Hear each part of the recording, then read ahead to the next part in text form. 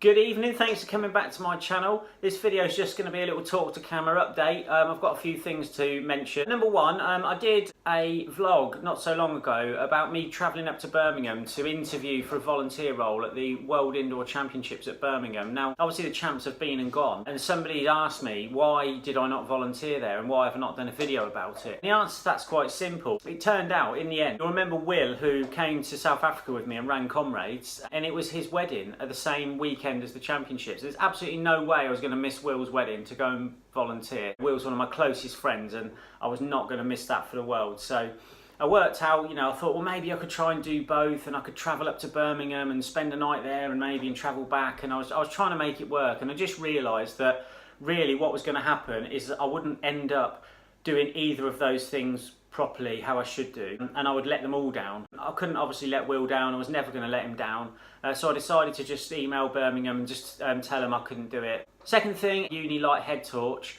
I actually took that one out and tried it out during a run, so here's a couple of clips about how that sort of went. 5 miles. Are you sure you're not going to do a little bit longer tonight then, Steve? Literally found the last place in Bucks with snow. The ability to angle the head torch down is good here because I can see these roots. Thirdly, I received my London Landmarks half marathon pack in the post. I'm going to open this up. This is the official kit bag. Now, I've seen similar bags at the London Marathon and other sort of races I've done, but this is quite a durable plastic material. Obviously it's yellow, it's in keeping with the theme, so that's going to be pretty cool. There's my bib, nice one, that's looking pretty cool. Nice and bright colours. Wave number 1, which is good, because then I can get cracking straight away in the race.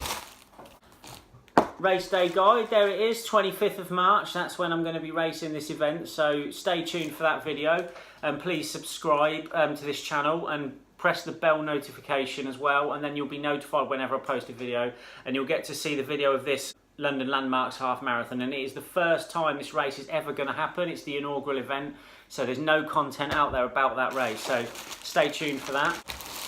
And then lastly is the t-shirt, the event t-shirt. Obviously a lot of you will know that, most of the time when you run a race, you collect your t-shirt at the end, but look at that, that's a really nice t-shirt. Check out the back. And what I'll do is I'm going to wear this during the race because I'm obviously going to be promoting that race in my video, so I'm going to wear their branding. Obligatory safety pins, look at that, so you're all set to go. This is a chip time race as well, but there's no separate chip. It's one of these foam chips on the back of the bib, so it's no hassle then. You ain't got to mess around tying it on your shoe. You ain't got to mess around trying to fiddle around, get it off when you're exhausted at the end. So I love those disposable chips, they're so much better. Just to give you an update really on the Milton Keynes Marathon, this has been my target race, and I wanted to train hard for this, but unfortunately I haven't, and it's not really through lack of trying. I've been really busy at work, I've been working a lot of hours, a lot of overtime, so when I'm on my late shifts, for example, and I'm supposed to finish at midnight or 1 or something like that in the morning, I could maybe get some sleep, get my head down, get up in the morning and run before I go in for my next late. But if I have to stay on at the end of that late shift, it's not going to happen. I end up just not having hardly any time to sleep, let alone run. And we've had the bad weather with the snow as well. I had a chest infection in January. I had that horrible flu that was going around in November. Obviously Christmas and eating too much at Christmas and all the excuses. And really, I've just realised that yes, I've got a few reasons why I haven't run, but then that makes not running become a habit, and I'm in a bit of a habit of not running, and I'm in a bit of a rut really. So I'm just going to be real and honest, because I know people watch this channel and they see me racing and they probably think it's always hunky-dory, and how do I manage to keep it positive and everything all the time. And the truth of the matter is I don't. Sometimes I have ruts the same as anyone else, and I'm really in one right now, but all is not lost, because I do have 8 weeks left. So if I can just really focus on doing some training over the next 8 weeks, start building up the long run. I mean, I haven't really done anything above a half marathon at the minute, and that's not long enough. But if I try and jump up to like 20 miles now, my body's not going to take that. I'm going to get injured and I'm not going to even make that start line. So what I'm probably going to do is build my long runs up as best I can, maybe get it to 15, 16, 17 miles by marathon day. Again, that's not enough, but it's better to make the start line not injured but under prepared, because then you will finish, you just maybe won't get the time you wanted, but you'll still finish. So that's the main thing, isn't it? You've got to finish the race. If I try and jump my miles up too high and I get injured and I don't even make the start line, then I'm not even going to be able to race and the whole thing will be ruined anyway. So I'm definitely going to have one 26-mile run before Milton Keynes, because I'm doing the London Marathon, but again, I'm not trained for that one, so that's not going to be anything amazing. I'm just going to have to get round that as best I can, and there'll probably be some walking and that this year, and that's just the reality of it. So yeah, I mean, obviously you can follow me on Strava, which I'll put a link to below, and you will be able to see on there, if you look at my recent history, I haven't really done that much training. So it'd be really good if you get on Strava and you notice that I'm not running, just give me a nudge, send me a message, you know, bother me and harass me and make me run and guilt trip me into running, because that's kind of what I need right now. I really need to get back into it, and I need as much support as I can. So thank you very much. But with the Milton Keynes Marathon, I'm really looking forward to it. Even though I'm going to be underprepared, I'm still looking forward to it. It's a good race. I've done the half marathon option of that race in 2014. I absolutely loved it. It was well marshalled, lots of water stations, everything was running smooth. It all starts and finishes from the Stadium MK, and you get a big stadium finish, and it's going to be an absolutely brilliant day.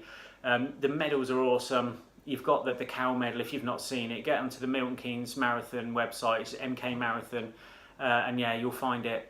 And it's absolutely great medal. So there's still time to sign up if you haven't signed up, or if you're not going to run but you fancy volunteering there, they're still recruiting volunteers, and I know that they've been putting out a lot of posts recently saying, you know, we really need volunteers. So get yourself down to volunteer if you're not running, if you can. And finally, so I'm just recording on the 10th of March here. There's only 5 more days of voting left in the Running Awards. That's at therunningawards.com. I'm nominated in the Best Blog Personal category, and I'd really appreciate your vote and your support in that, because I really want to try my best to get on the podium. I'm up against some really good blogs, and I read the blogs and they are really good, so I know that the content all the other people in the final will put out is brilliant. I know they have large followings and lots of support, so if I'm going to stand any chance of making that podium, I need every single one of you now to please vote in these last 5 days. You just have to register with an email, and then it's the publications and online section, best personal blog, Bays 187, click vote. So all votes are really appreciated. Thanks very much if you get on there and vote. And if you share it around on social media, then thank you again for doing that. I'll obviously be recording the whole day of the Running Awards, because I'll be going down to London to collect my London Marathon number at the Expo, and then I'll be going on to the Running Awards at the O2. So I'm hoping to make a big vlog that day and take you all with me. And obviously you're going to be voting for me to win. You'll get to see what it's all about and what happens down there, so please stay tuned for that video. So that's about it for this video. Next weekend I've got the Reading Half Marathon coming up, so there's going to be a vlog there. I've just put out a video about plogging, which is picking up litter and jogging. Make sure you check that video out, and if you've liked this video, please give it a thumbs up. Please subscribe for more running related content. Thanks for watching. See you on the next one.